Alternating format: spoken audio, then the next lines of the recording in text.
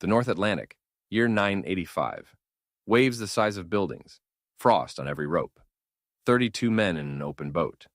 No cabin, no walls, no roof, and no fire. Not a single flame. These men are about to spend approximately 18 days in conditions that would kill you or me in hours. Out in the open sea, sub-zero wind, no shelter. And somehow, almost all of them will survive. Not because they were tougher than the cold, because they built a system to beat it. A system with layers that modern researchers are still pulling apart today. That's what this video is about. Every layer, every detail. And the last one, it has nothing to do with the ship itself. Let me ask you something. If you were building a vessel to cross the deadliest ocean on Earth, what's the first thing you'd put on it? Some kind of heating system, right? The Vikings didn't. And we know this for a fact because we found their ships. The Gokstad ship excavated from a burial mound in Norway in 1880. It's 23 mm long and 5 mm wide. That's roughly a tennis court in length, but barely wider than a minivan. Now try to fit 35 men into that space. Their weapons, their food, their cargo. How much space is left per person? It's barely enough to stretch out, right? And this thing was open. No deck overhead, no enclosed cabin below. The sidewalls rose about 1 meter above the waterline, that's it. Every wave that broke over the bow hit the crew directly. Every gust of wind reached them with nothing in the way. Now, here's where it gets serious.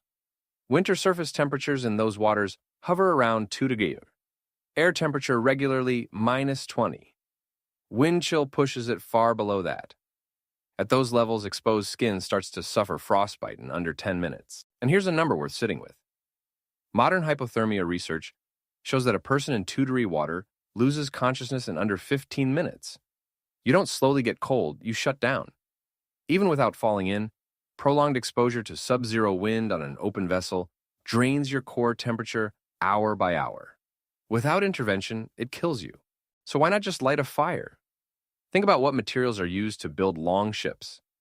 Pine and oak planks, stacked one on top of the other, sealed with tarred animal hair, rope, wool, and sailcloth treated with animal fat. Every surface is flammable. The hull flexes with every wave crash. Any spark ignites, any ember rolls, and the ship that keeps you alive becomes your coffin. And the Vikings understood this better than anyone who lived it. Fire was central to everything on land. Every long house had a hearth burning all night. Their avoidance of fire at sea wasn't due to primitiveness. They avoided it because they understood engineering well enough to know what fire would do to a windswept, flexing wooden hull. That's what this video actually answers. How do you keep 30 men alive for weeks on an open wooden platform atop a freezing ocean in sub-zero conditions without fire? The most important survival tool in human history. Here's the thing. The answer isn't one solution. It's a system, and each layer is more clever than the last. Before we get into it, let's kill a myth. There's this popular image of Vikings as hard men who just gutted it out, gritted their teeth, and suffered through the cold. Tough guys in tough conditions. That's not what happened. Not even close. What the archaeology shows is the exact opposite. Every element of their approach to cold at sea was calculated. Deliberate material choices, layered insulation principles, an understanding of how heat works that science wouldn't formally describe for another 800 years. These weren't men who endured the cold. These were engineers who removed it from the equation layer by layer. And what they built tells us more about Viking intelligence than any saga ever written. Start with what touched their skin, wool. But not wool like you're thinking of. Viking Age wool was a completely different material from the soft, processed stuff you'd buy today. Norse sheep produced a dual coat fleece. The outer layer long, coarse guard hairs called tog. The inner layer dense, fine fibers called fell. Together, they created something remarkable. Water-resistant on the outside, heat-trapping on the inside.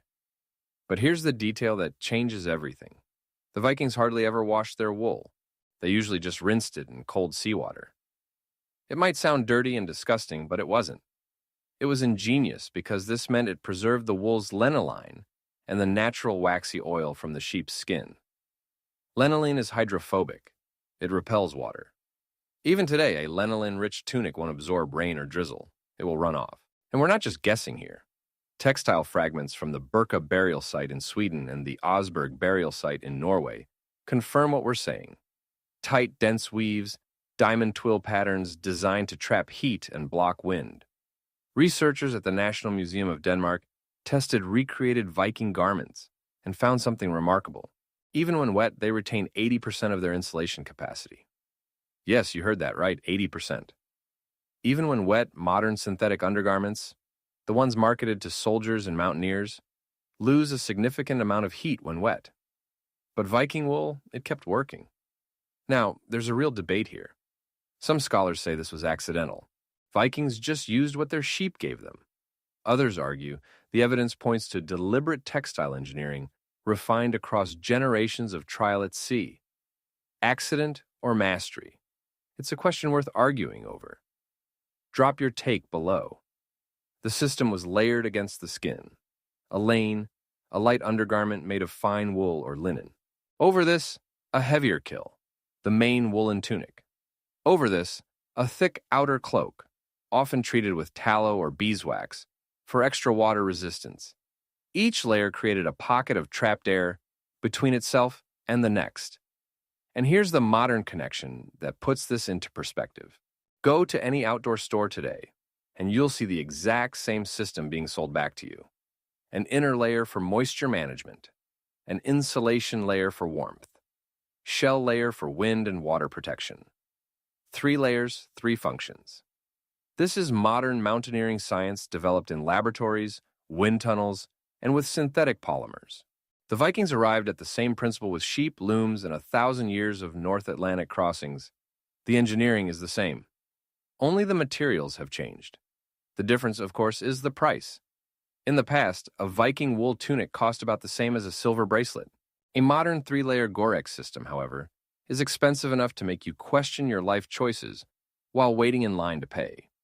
Clothing managed heat loss from the body, but you're still sitting inside a thin wooden shell, floating on an ocean close to freezing point.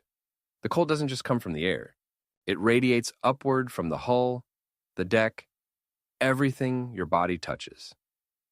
This is the point that most accounts of Viking seafaring completely miss. The ship itself was thermal protection. The clinker construction, a Scandinavian signature, means each plank overlaps the one below it. Riveted, sealed with tarred wool or animal hair, this was designed for flexibility. A clinker built hull flexes with the waves rather than fighting them. This is why longships survived in seas that would split a rigid hull in two. But that overlapping structure did something else. Each layer trapped a thin pocket of air between the planks along the hull's interior. Individually, they were minuscule. Collectively, they created a constant layer of still air between the crew and the freezing ocean on the other side. The brushed wool filling itself and insulator added another layer on top of that. Was this dramatic insulation? No. But survival engineering doesn't work in dramatic leaps. It works in small increments. When trying to stay above the line where your body begins to fail, every fraction of a degree matters. What comes next is a strategy so simple it almost sounds too obvious, until you realize modern navies took centuries to arrive at the same conclusion. If this is the kind of detail you come here for, takes a second and genuinely helps. Now, let's talk about wind. The Norse used their sail as more than propulsion. Saga accounts and experimental archaeology, especially the School of Ship Reconstruction sailed out of Denmark in the 1990s, show that crews repositioned the sail as a windbreak when conditions worsened. They'd lower it partially and angle it across the beam, not for speed, for shelter. Some accounts go further. Spare sailcloth rigged over the midsection of the ship. A makeshift canopy, not a cabin, nothing close. Just enough to block the direct blast of Arctic wind from hitting the crew full force. Wadmail, a thick, dense woven wool fabric, was the material of choice. It blocked wind while still allowing enough airflow to prevent dangerous condensation buildup underneath. Here's why that matters more than you'd think. Reducing wind speed across the body by 50% can double the time before hypothermia sets in. Double it. That's not a small number. The Norse knew this not from a textbook, but from centuries of watching what kept men alive and what didn't. If you've ever been on open water in bad weather or spent a night in an exposed position, you know what one windbreak can do. The difference between wind on your face and wind blocked by even a thin barrier isn't minor. It changes whether you can think, whether you can use your hands, whether you can keep going. Some of you know exactly what I'm describing. Now we get to the most sophisticated part and the most human. Viking crews didn't sleep alone. They slept in organized groups packed into shared sleeping bags called hudfat. These were large sacks made from walrus or seal hide. Fur turned inward. Each one held 2 to 3 men. The hide blocked wind and water. The fur trapped warmth. And the bodies inside. They were the heat source. This wasn't improvised. The saga of the Greenlanders and the saga of Eric the Red both mention hudfat as standard equipment, as essential as the sail or the oars. You didn't set out on a North Atlantic crossing without them. Archaeological evidence from Norse Greenland settlements has also uncovered fragments of hide sacks consistent with these descriptions. This was real gear planned, built, and maintained like any other piece of the ship. Here's how the system worked. Crews rotated in shifts, rowing, watch duty, rest. The sleeping sacks were almost never empty and almost never cold. A man coming off a 4-hour rowing shift, his body pumping serious metabolic heat, would climb into a hudfat still warm from the last occupant. The next man would take the oars, already rested. Think about the efficiency of that.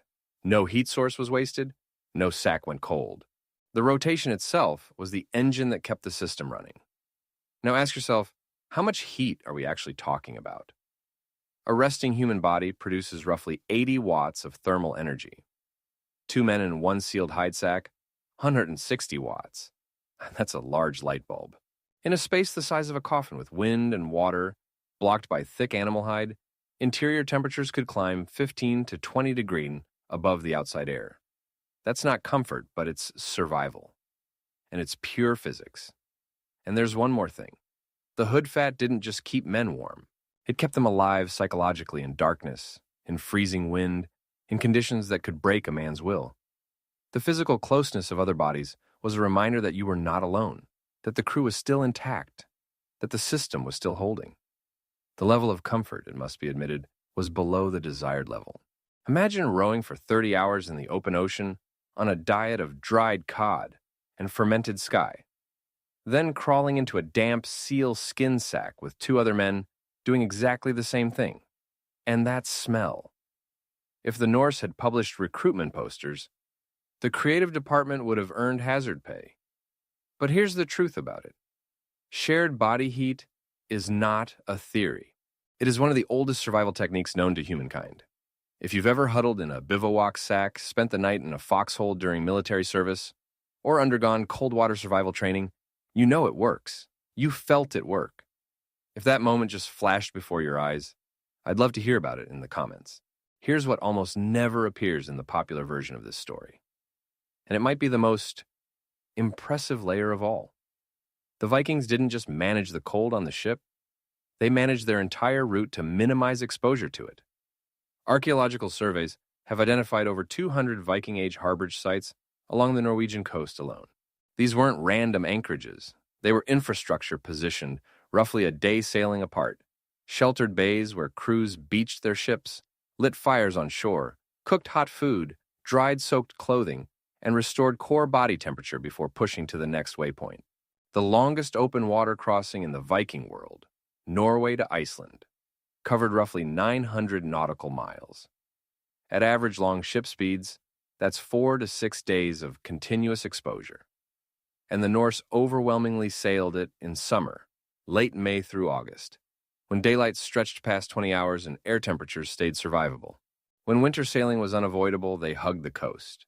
Short hops, harbor to harbor, never more exposure than the system could handle. Consider what that means when you put the whole picture together. The Viking survival system wasn't just wool and hide and body heat. It was a logistical network, spanning thousands of miles of coastline, harbors, seasonal timing, route selection, weather reading passed down through oral tradition, a maritime infrastructure that the rest of Western Europe wouldn't match for another half a millennium. That's not survival instinct. That's the architecture of a civilization that understood the sea better than anyone on Earth. Step back from the details for a moment and look at the entire system. These men crossed some of the most dangerous water on Earth in open wooden boats. No engines, no weather satellites, no thermal gear designed in a lab. What they had was a system, wool that science took centuries to improve on. Ship design that doubled as thermal architecture. Sleeping arrangements that turned human bodies into heating units, and a logistics network stretching across the North Atlantic.